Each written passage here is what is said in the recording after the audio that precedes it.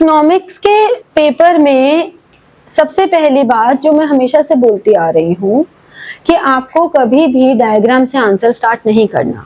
अगर आपसे पूछा जा रहा है कि explain saving investment approach of determination in an economy, तो अगर सेविंग इन्वेस्टमेंट अप्रोच पूछी जा रही है तो एकदम से ये डायग्राम नहीं बना देना कि हमने सेविंग का डायग्राम भी बना दिया, इन्वेस्टमेंट का ही बना दिया। ऐसे नहीं बनाना। आपने पहले सेविंग इन्वेस्टमेंट अप्रोच को डिफाइन करना है, फिर डायग्राम बनाना है। डायग्राम में लेबलिंग बहुत जरूरी है।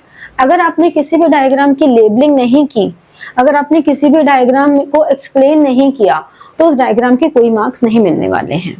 तो प्रॉपर लेबलिंग और फिर उस डायग्राम की एक्सप्लेनेशन पैराग्राफ फॉर्म में ना लिख के एवरी पॉइंट, पहला पॉइंट एक्स एक्सिस और वाई एक्सिस पे क्या शो हो रहा है, second point S S curve shows saving curve and I curve shows investment curve, फिर saving and investment curves intersect each other at E point.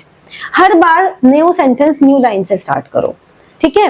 फिर saving curve starts below the origin because of autonomous consumption.